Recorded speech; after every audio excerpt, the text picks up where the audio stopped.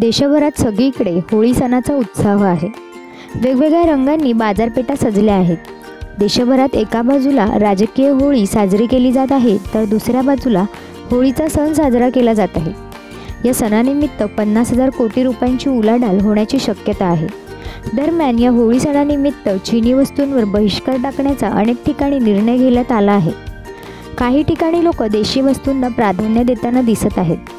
व्यापाऱ्यांसह सामान्य ग्राहक देखील यावर बहिष्कार घालत आहेत। होळी सणानिमित्त देशभरात साधारणतः 10,000 कोटी रुपयांच्या वस्तूंची आयात करण्यात आली आहे। यंदा बाजारपेठेत चांगले वातावरण आहे। होळी सणानिमित्त लोक मोठ्या प्रमाणावर वस्तूंची खरेदी करतात। यामध्ये गुलाल, पिचकारी, रंग, पूजेचे साहित्य, किराणा माल यांच्यासह देशात उत्पादित झालेल्या विविध वस्तूंची खरेदी लोकांकडून केली जाते। या सर्वच वस्तूंना बाजारात मोठी मागणी आहे। ही खरेदी करत असताना लोक परदेशी वस्तू घेण्यास नकार देत आहेत।